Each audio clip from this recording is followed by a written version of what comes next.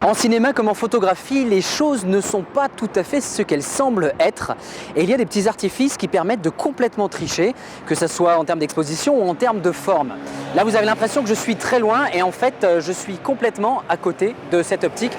Une optique d'exception signée Canon, le EF11 24 mm. Alors pour vous donner un peu un ordre d'idée, en théorie, je devrais avoir la tête complètement déformée. Si c'était un fisheye, eh bien non, ce n'est pas qu'un fisheye, c'est un grand angle qu'on appelle rectilinéaire, c'est-à-dire que même si les perspectives sont déformées, l'optique est capable de conserver les lignes parfaitement droites.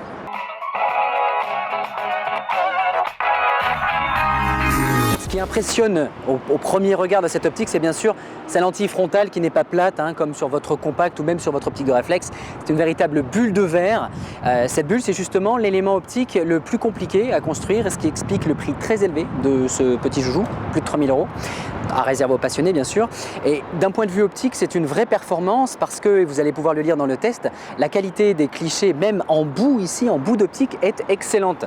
Canon signe ici une optique d'exception qui n'est pas fait pour vous, ni même pour moi, mais c'est le genre d'optique qu'on peut louer, parce qu'il n'y a pas qu'acheter, à 3 000 € on peut aussi louer.